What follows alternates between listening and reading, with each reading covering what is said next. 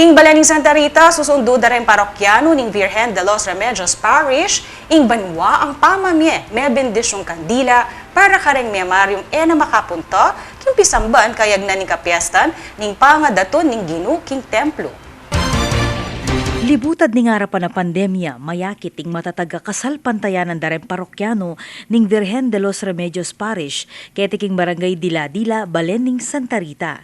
Ngining Martes, February 2, pagmasusyan niya ing kapiesta ning pangadaon ning ginuking templo o ing kapiesta ng Nuestra Señora de la Candelaria. Banwa-banwa, susundo ing pamamiyeme bendisyong kandila para kareng mga tuwampong masakit na makapunta kareng pisamban.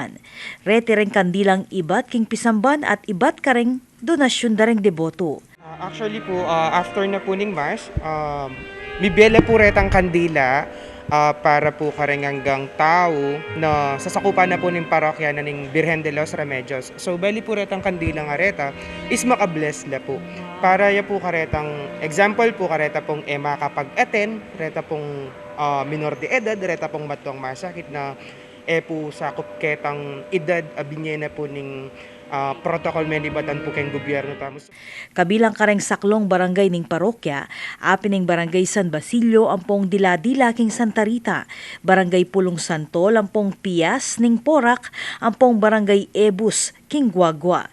Peg maragul dareng kamarero ing malagong gayak ng Nuestra Señora de Candelaria, Abandi at Sesesen ning talapamalitang Iian o Campo Flora. In terms of kasalpantayanan po talaga rin po taga Santa Rita and especially ng parokya ng Virgen de los Remedios, matatag po at saka po masyas po yung kapit dagay nga pong gino.